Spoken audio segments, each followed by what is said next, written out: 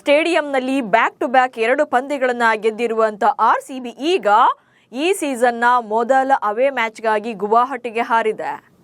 ರಾಜಸ್ಥಾನ ವಿರುದ್ಧ ಏಪ್ರಿಲ್ 10ಕ್ಕೆ ಪಂದ್ಯ ನಡೆಯಲಿದೆ. ಬೆಂಗಳೂರು ಬಾಯ್ಸ್ ಇರುವಂತ ಫಾರ್ಮ್ ನೋಡ್ತಾ ಇದ್ರೆ ಹೊರಗಿನ ಮೈದಾನಗಳಲ್ಲೂ ಕೂಡ ಡಾಮಿನೇಟ್ ಮಾಡೋದು ಪಕ್ಕ.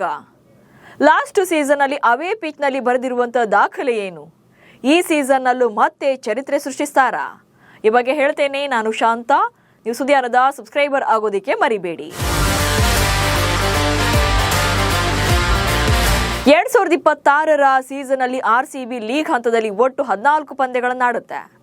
ಇದರಲ್ಲಿ 7 ಹೋಮ್ ಪಿಚ್ ಹಾಗೆ 7 ಹೊರಗಿನ ಪಿಚ್ಗಳಲ್ಲಿ ಆಡಬೇಕಿತ್ತು.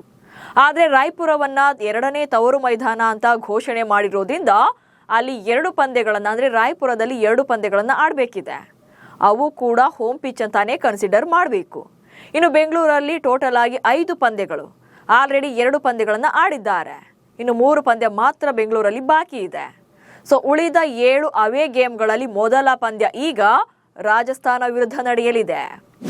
2025ರಲ್ಲಿ 7ಕ್ಕೆ 7 ಪಂದ್ಯಗಳನ್ನು ಗೆದ್ದಿದ್ದ ಬೆಂಗಳೂರು ಕಳೆದ ಸೀಸನ್ ಅಲ್ಲಿ ಆರ್ಸಿಬಿ ಚಿನ್ನಸ್ವಾಮಿಯಲ್ಲಿ ಕೆಲ ಪಂದ್ಯಗಳನ್ನು ಸೋತಿದ್ದು ಬಿಟ್ರೆ ಹೊರಗಿನ ಮೈದಾನಗಳಲ್ಲಿ ಔಟ್ ಆಫ್ ಔಟ್ ಮ್ಯಾಚಸ್ಗಳಲ್ಲಿ ವಿನ್ ಆಗಿತ್ತು. ಅಂದ್ರೆ 7ಕ್ಕೆ 7 ಪಂದ್ಯಗಳನ್ನು ಗೆದ್ದು ದಾಖಲೆ ಬರೆದಿದ್ರು. ಐಪಿಎಲ್ ಇತಿಹಾಸದಲ್ಲಿ ಯಾವುದೇ ತಂಡ ಈ ಸಾಧನೆ ಮಾಡಿರಲಿಲ್ಲ. ಕೆಕೆಆರ್, ಚೆನ್ನೈ, ಮುಂಬೈ, ರಾಜಸ್ಥಾನ, ಪಂಜಾಬ್, ಡೆಲ್ಲಿ ಹಾಗೆ ಲಕ್ನೋ ತಂಡಗಳನ್ನು ಅವರದ್ದೇ ಮೈದಾನಗಳಲ್ಲಿ ಸೋಲಿಸಿ ಮೆರೆದಾಡಿದ್ರು.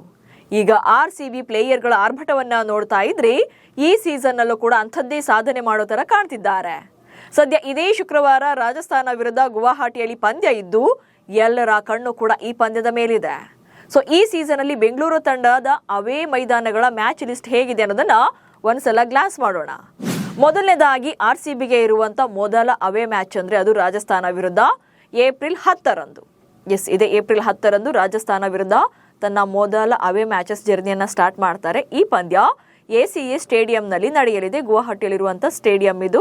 ಸಂಜೆ 7:30ಕ್ಕೆ ಈ ಪಂದ್ಯ ಸ್ಟಾರ್ಟ್ ಆಗುತ್ತೆ. ಆನಂತರ ಒಂದಿನ ಗ್ಯಾಪ್ ಅಷ್ಟೇ ಇದೆ. ಏಪ್ರಿಲ್ 12ಕ್ಕೆ ಮುಂಬೈ ಇಂಡಿಯನ್ಸ್ ವಿರುದ್ಧ ವಾಂಖೆಡೆ ಮೈದಾನದಲ್ಲಿ ಪಂದ್ಯ ನಡೆಯಲಿದೆ. ಸಂಜೆ 7:30ಕ್ಕೆ ಈ ಮ್ಯಾಚ್ ನಡೆಯುತ್ತೆ.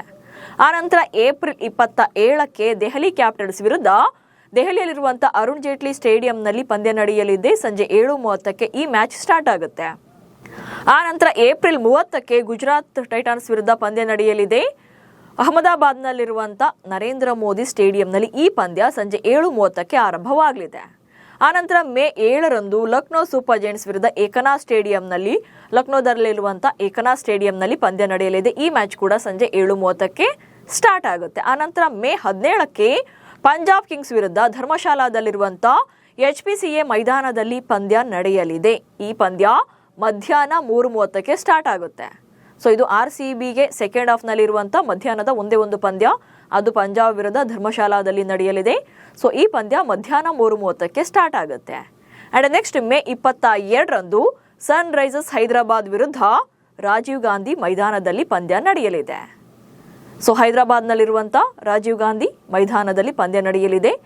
ಸೊ ಈ ಪಂದ್ಯದ ಮೂಲಕ ಆರ್ಸಿಬಿ ಈ ಸೀಸನ್ನ ಜರ್ನಿ ಕೂಡ ಎಂಡ್ ಆಗುತ್ತೆ. ಅಂದರೆ ಲೀಗ್ ಹಂತದಲ್ಲಿ ಆನಂತರ ಪ್ಲೇ ಆಫ್ಸ್ ಹಾಗೆ ಸೊ ನೆಕ್ಸ್ಟ್ ಅಪ್ಡೇಟೆಡ್ ಪಂದ್ಯಗಳು ಶುರುವಾಗುತ್ತೆ. ಸೊ ಇದು ಲೀಗ್ ಹಂತದಲ್ಲಿ ಇರುವಂಥ ಆರ್ಸಿಬಿಯ ಶೆಡ್ಯೂಲ್.